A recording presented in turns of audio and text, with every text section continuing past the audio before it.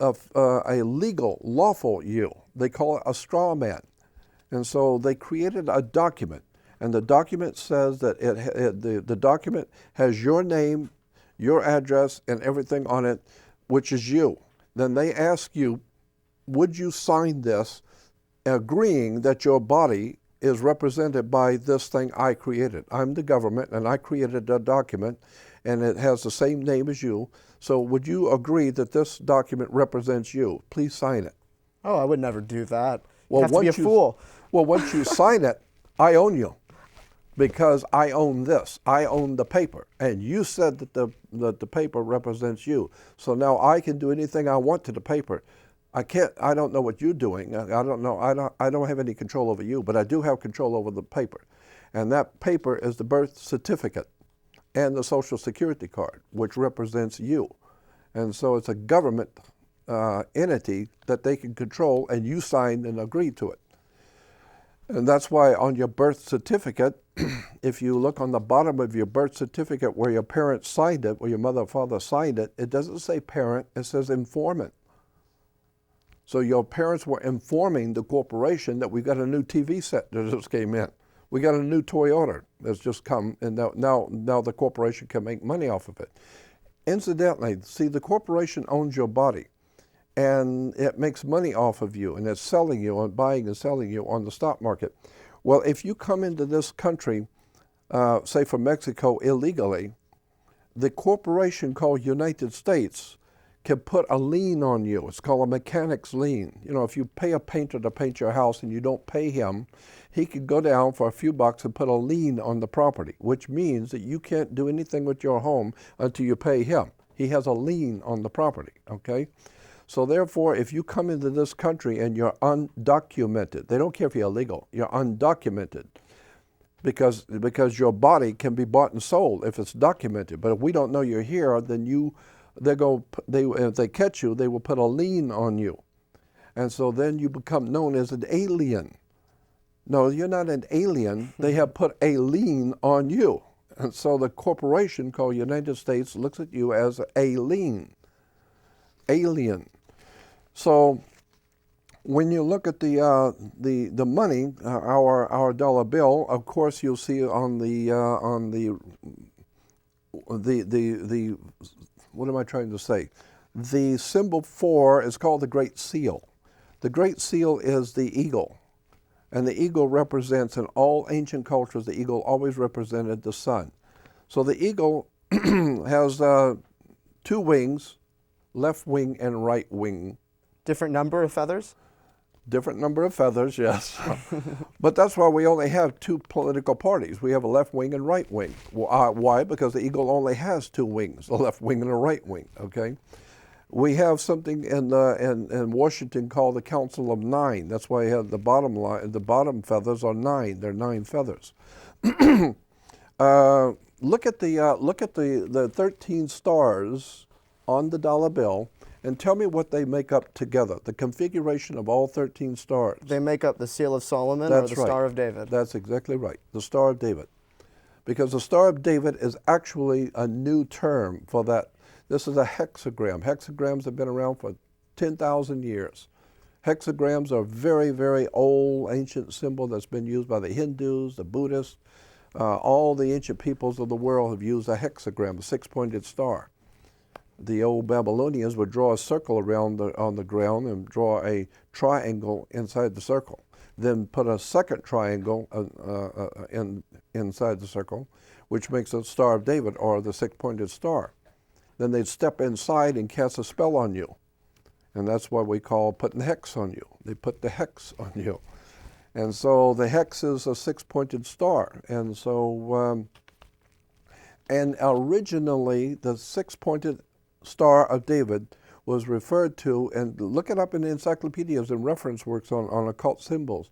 It will tell you that the star, 6-pointed star, or the hexagram, was a symbol for the planet Saturn. It's an old ancient astronomical symbol for the planet Saturn, which I think is interesting because the Hebrews are worshiping the planet Saturn, Lord of the Rings. And that's why Saturn in the old, now I'm getting into religion, but in the ancient world, the planet Saturn in the old ancient Phoenician language was called Sabbath. Shabbath. Shabbath was the planet Saturn in the Phoenician language. So today, the Hebrews who are still keeping holy the worship of Saturn, they call it Shabbath or Sabbath. And so the Sabbath is actually showing respect for the ancient Hebrew god Saturn, Lord of the Rings. Because that's what Shabbath was, the name for the planet Saturn. And now we have Saturday. Yeah, now we have Saturn Day.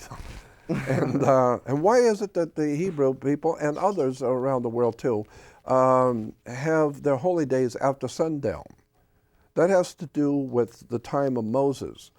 Because even in the Bible, in the first book of the Bible, in Genesis, it says that when God was creating the world, he started off with the evening and the morning of the first day, the evening and the morning of the second day. Always, God even started off with doing things in the evening and then goes to the next day. So that's why the Hebrews today celebrate all their holy days after sundown. Why? Because during the time of in history that Moses would have been around, Moses was the leader of a lunar cult.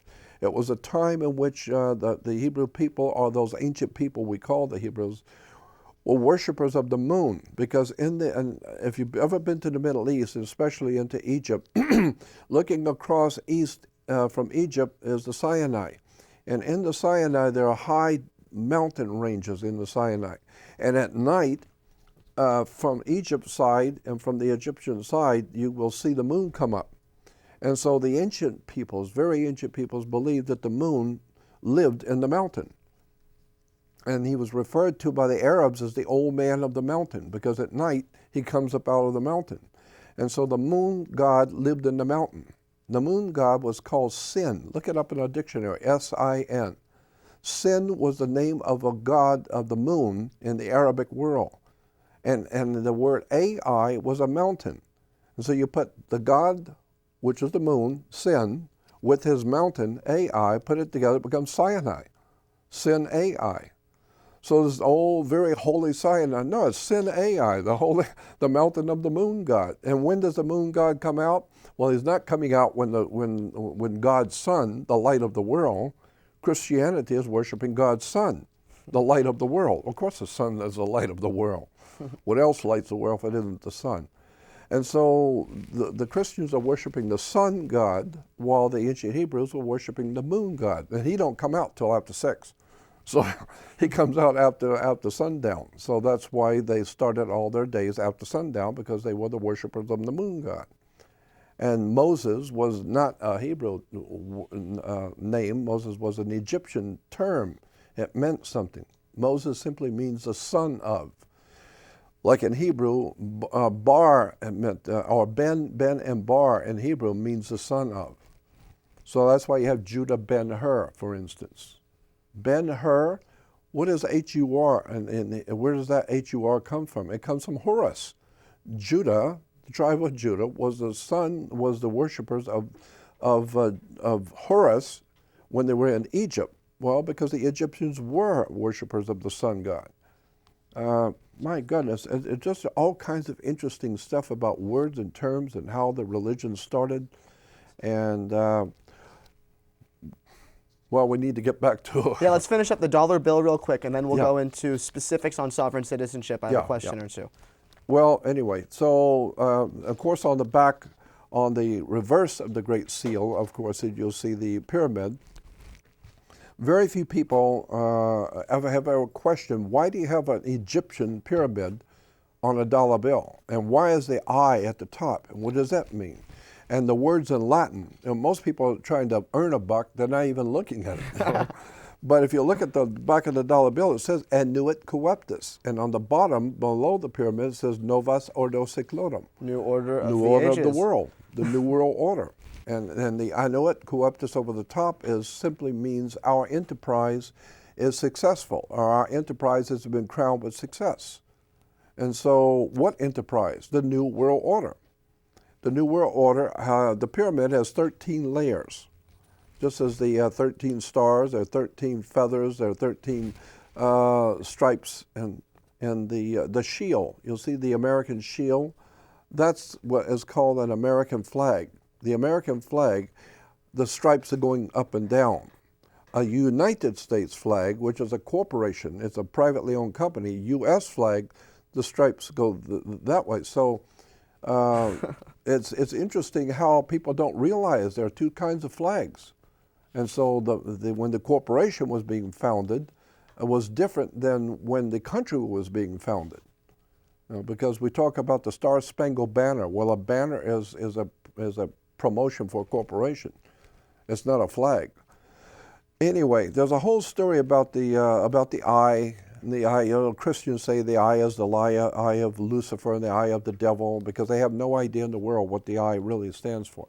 The eye on the back of a dollar bill is the symbol for the Hebrew Messiah, the Jewish Messiah, in the book of Isaiah and in the book of Psalms and other places in the Bible, Old Testament. The Messiah, not Jesus, but Hebrew Messiah, was referred to as a chief cornerstone the builders rejected. The word chief cornerstone is interesting in Hebrew. Not a cornerstone, chief cornerstone. And then in the New Testament, which is Christian, Jesus is twice referred to, once in the 1 Peter and once in the book of Revelation, where Jesus is referred to as the chief cornerstone the builders rejected. Same term that's used in the Old Testament for the original, for the Jewish Messiah. What is the word chief cornerstone? And again, Christians will tell you today Jesus is the cornerstone of the church. No. Go back and read it correctly. Jesus is the chief cornerstone. Big difference. Very big difference. Chief cornerstone, when you look up in the ancient Hebrew, means a triangle perched on top of a pyramid. A pyramid is the stone, but if you cut the top of the pyramid off, it's a perfect little pyramid itself. And that little one is called, in Hebrew, a chief cornerstone. So therefore, the Messiah is represented, for the Hebrew Messiah is represented on the dollar bill as a chief cornerstone. Now you'll see the light emanating from around it. It goes back to the idea that Jesus is the chief cornerstone. He is called God's Son, the light of the world. Interesting stuff when you get into American dollar bills and the symbolism on it. It all goes back, as I said, to corporations, business. The whole thing is business. Religion is a business. And it's a very big business. And I am always amazed and shocked to see how religion, what it has done to the human race. I have the highest of respect and the highest of admiration for spirituality. I believe in a divine spiritual presence in the world and in the universe. There's no doubt in my mind that there is a very high intelligence being expressed in the heavens. I have a highest respect for basically what you would call God, whatever that is. God is simply dog spelled backwards, right? Yeah, no label can limit the infinity. No, absolutely. You're trying to understand the infinite with a finite mind. Like Manly P. Hall, my dear friend, said, if you can explain something about God so that everyone can understand, then that would prove conclusively that you don't know anything. Because your pea-sized, ignorant, ill-informed, uninformed brain cannot understand the divine complexity of the universe. And the best scientists in the world, they don't even understand it. And every 10 years, they got a whole new understanding of the universe. But I am totally convinced that there is a presence in the universe that men have called God. It's just that it's not on TV. It's not on TBN. That is a monstrosity. Christianity today is a monstrosity. But then again, most of religion is a monstrosity because it's a business. It's all based on commerce. That's why churches are divided into denominations, like 10s and 20s, right? You need to look at words. Words are very important. Now, in relation to the corporation, how to get out of it. Well, first of all, you're born into it, so the first thing you need to understand is that your birth certificate makes you because I forgot to bring this out, that I said where your parents signed the birth certificate, it doesn't say parent, it says informant. Mm-hmm. But look on the other side and you will see the whole birth certificate is a It's on stationery, which is security paper. It's on bank security paper. It's got the little security design all around it. So it's a security on the stock exchange. But on the bottom, on the left-hand side, on the bottom, it's printed. It will tell you that this birth certificate is the property of the Department of Commerce. Why? Because you are a commercial product. Your mother gave birth to you. She was in labor. She built you in labor, and then you came out of your mother's water, so you're a maritime admiralty product, just like the TV that came from Japan came in on water. That's why if you're going to be born again, you have to go out and be dumped into the water and be born again, because you came out of your mother's water. So how exactly do I shred the birth certificate? Well, yeah. There are two ways of doing it. The first way is going to be very, very difficult anymore, because the government realized the people were catching on to the trick of how this stuff works. And there seemed to be a growing movement out there in the world of finding out how we've been had. And there's a lot of intelligent people out there starting to ask questions. And so the government immediately realized they're going to have to do something to close the door on this, lock it down quick before these kids start reading too much and learning too much. And now we're going to have a problem, because now they're talking and they're learning how we did this, and they're learning the tricks and the secret of how we control them. So we better do something quick. So they knocked down the World Trade Center, scared everybody to death. The boogeyman's going to get you, and Al-Qaeda's going to get you, and Bullshiter or whatever it was, and they're going to get you. And so therefore now they are able to enforce new laws that say if you even open your mouth, you're going to prison. And if we catch you even thinking the wrong German thoughts in Berlin, we catch you thinking or saying anything, you're scaring me. You know, I'm your master and I own your body on the stock market. And if you start talking about freedom, that scares me. And therefore, basically, I'm terrorized. Therefore, you are a terrorist. Now I can arrest you as a terrorist. Why? Because you're talking too much. And I'm thinking to myself, where are the Jews on this? This is what the Jews went through in Berlin. This is the stuff they went through in the 1930s. I mean, where's Steven Spielberg? Where's George Lucas? Where are the Jews in Hollywood saying that this is the same stuff that they were doing to the Jews in Europe? Now they're doing it here. Same thing. Same spirit. Same spirit, same thing. Then there's Operation Paperclip, where 100+ Nazi scientists were recruited by the U.S. CIA. The CIA, which actually the CIA was originally called the OSS, Office of Strategic Services.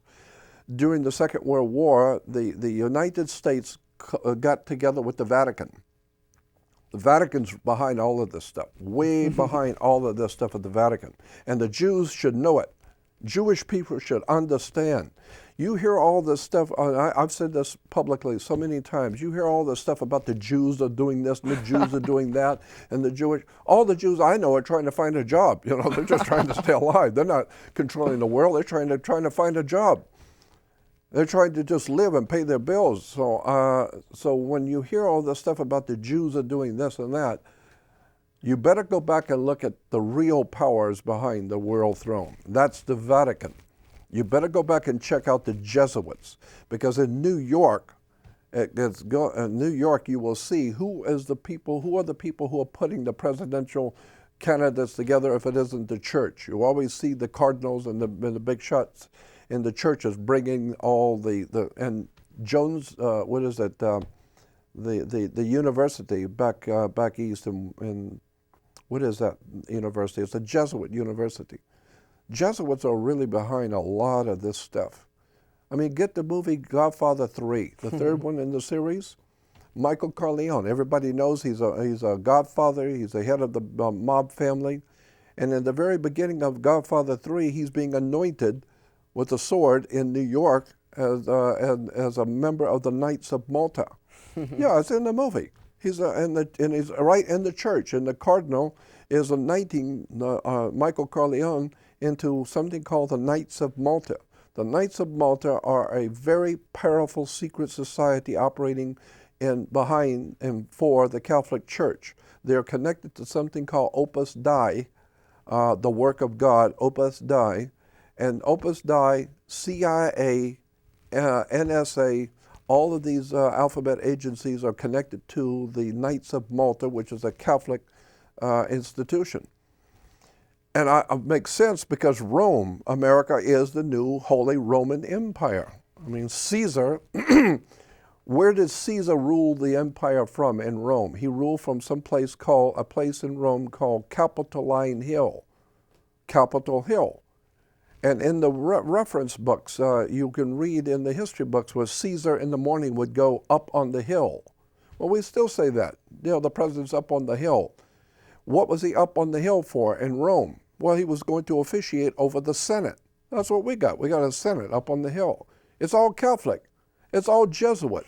It got nothing to do with Jews. We're talking Vatican, the Holy Father. This is why all over the world, all the politicians go and kiss the ring of the Holy Father and bow down and kiss the ring. Why? Because he's the Holy Father. He represents God. He is the Godfather. We're talking Rome. We're talking powerful occult orders of secret societies, Opus Dei.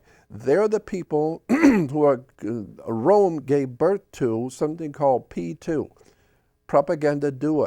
P2 Lodge is operating out inside the Vatican, inside the Catholic Church, as a secret society called Propaganda Due, P2. P2 is an extremely powerful occult network of very powerful politicians, military leaders, and they are well known. Even in the movie Godfather 3, P2 is mentioned twice. Go back and watch it. They talk about P2. And there's a time when the young man who's taking over the Godfather position is meeting the Grand Master of P2, Propaganda Due. It's in the movie. And he introduces him as the master of P2. Well, P2 is called Propaganda Due. It's a secret society operating in the Vatican, which is actually the terrorists of the world. They are the ones who are causing the terrorists all around the world. Terrorism, South America, Central America, and Europe, where they're blowing up cars and killing people. They send in P2. They go in and cause and kill people and cause a massive destruction. Then they pull out. Now the government has to go in to do something to help them. And so the power up on the hill, the Senate, Rome, has to go in and take care of these people. It's a trick. The whole entire world is a business. And the more I learn about this, the more you see how this stuff really works. It's extraordinarily scary stuff. So it's very difficult to get out of the system, and I'm not sure you want to. What are the pros and cons of this exact thing? Well, how do let you me tell travel? You. Yeah, there are pros and cons. There is a way to get out. There's actually a fairly easy way to get out from the system. But here's the problem. When you opt out of the federal system, you don't want to be a federal employee anymore. You can become a state citizen. This is what was going on before and during the Civil War. Before the Civil War and during the Civil War, people in America were called state citizens. And the way the country was set up back in 1776, every man, woman, and child in this country was considered a sovereign, meaning you had the same power in you, as an American, you had the same power of a king of England. You were a sovereign. That's why in the cowboy movies, you've seen how many movies, the John Wayne cowboy movies, well, the cowboys are riding into town with guns. They didn't have to have a permit. Ask those guys coming in off the prairie with their guns, do you have a permit? They'll take a permit, come out in the street, I'll show you my permit. Why? Because cowboys could wear guns. Why? Because you're a sovereign. Under maritime admiralty law, the way the country was founded, you're a sovereign. Sovereign means you're a king. And a king has a right to arm himself.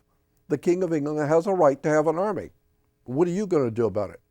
And so one day, if the king of Spain wakes up and decides he doesn't like the king of France, and he's going to declare war on the king of France, well, that's the same thing in a bar and a cowboy.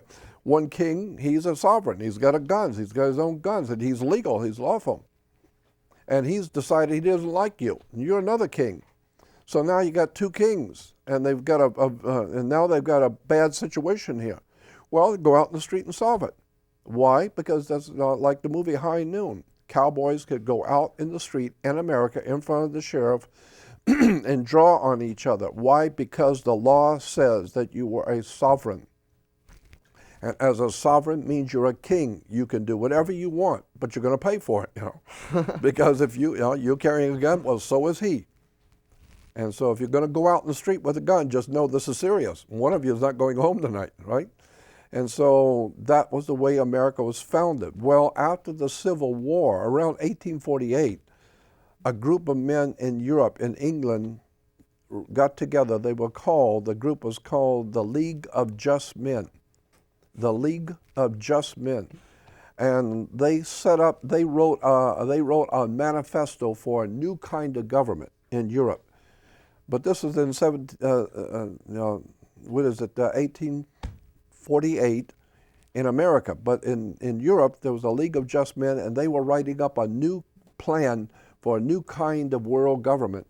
And so the League of Just Men wrote up a document, and then they picked somebody to put their name on it because they didn't want anyone to know who wrote it.